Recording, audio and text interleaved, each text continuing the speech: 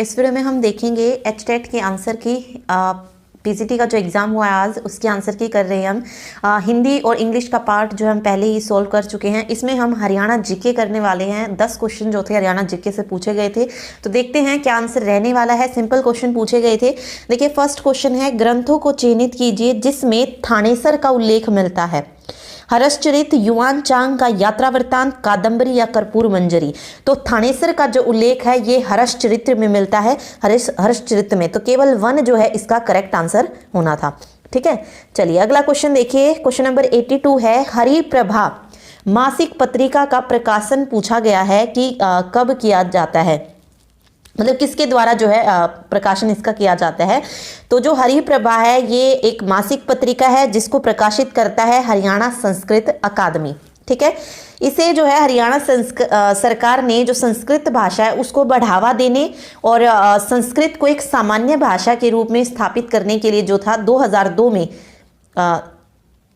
मतलब जो था हरियाणा संस्कृत अकादमी की स्थापना की गई थी। और ये हरिप्रभा जो है ये इसी की बुक है। ठीक है, तो ये हो जाएगा इसका करेक्ट आंसर। नेक्स्ट है, निम्नलिखित में से कौन 2021 में पद्म भूषण प्राप्त करता है। तो 2021 की बात की जा रही है ये। तो अगर मैं बात करूं जय भगवान गोयल और वीरेंद्र सिंह की, तो जय भगवान गोयल जो है ये यमुनानगर से बिलोंग करते हैं और वीरेंद्र सिंह जो हैं ये झज्जर जिले के गांव है ससरौली, वहाँ के पैरा एथलीट हैं पहलवान वीरेंद्र सिंह, गुंगा पहलवान के नाम से भी ये फेमस है। इन दोनों को जो है 2021 में पद्म श्री सम्मान के लिए जो है चुना गया है। ठीक है, फिर बात आती है पद्म भूषण की। तो पद्म भूषण जो दिया गया है वो दिया गया है त्रिलोचन सिंह को। ठीक है, तो याद रखिएगा त्रिलोचन सिंह को पद्म भूषण अवार्ड दिया गया है और जय भगवान और वीरेंद्र सिंह को पद्म श्री अवार्ड से सम्मानित किया गया है। ओके, ठीक है, और राज्यसभा सदस्य भी जो है ये रह चुके हैं सरदार त्रिलोचन सिंह हरियाणा से। इन्होंने जो है जो सिख धर्म की शिक्षा है उनके लिए जो है बहुत सारा काम किया है। ठीक, और फिर इन्हें जो है इस बार पद्म भूषण अवार्ड से नवाजा गया है।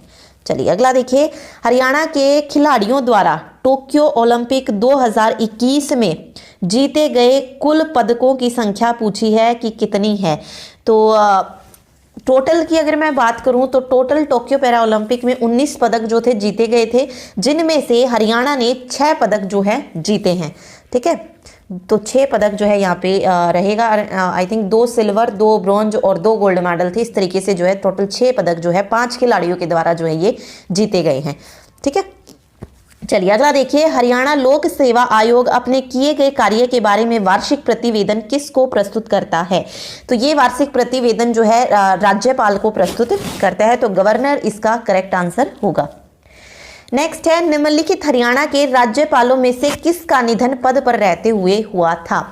तो इनमें से जिसका निधन उनके पद पर रहते हुए हुआ था वो थे बीएन चक्रवर्ती। सबसे लंबा कार्यकाल भी पूछा जाता है हरियाणा में, तो वो भी बीएन चक्रवर्ती का रहा। 1976 में इनका जो था निधन हो गया था जब ये अपने पद पर ही थे। तो ऑप्शन 1 जो है आप यहाँ पे सही रहेगा। और आपको पता है 1977 अगेन जो था राष्ट्रपति शासन जो था हरियाणा में लागू हुआ था, तो वो इसी कारण से था। ठीक है, चलिए ओके, क्योंकि 1977 में जो था इनका कार्यकाल खत्म होना था एंड 76 में इनकी डेथ हो गई थी। अगला है, दिल्ली मुंबई औद्योगिक कॉरिडोर के अंतर्गत हरियाणा में प्रस्तावित निवेश क्षेत्र औद्योगिक क्षेत्र में से अधोलिखित में से कौन सा गलत है। तो फरीदाबाद पलवल औद्योगिक क्षेत्र सही है, कुंडली सोनीपत निवेश क्षेत्र सही है, मानेसर बावल निवेश क्षेत्र सही है, रेवाड़ी हिसार निवेश क्षेत्र जो यहाँ पे गलत हो जाएगा। तो ऑप्शन 2 जो है यहाँ पे करेक्ट रहने वाला है। अगला क्वेश्चन पूछा गया किसके बारे में, प्राण वायु देवता पेंशन स्कीम, ये किससे रिलेटेड है। ठीक है, तो ये हो जाएगा हरियाणा राज्य में जो है पुराने पेड़ों को संरक्षित करने हेतु जो है ये योजना है प्राण वायु देवता पेंशन स्कीम। ठीक, तो फर्स्ट ऑप्शन जो है ये इसका करेक्ट रहेगा।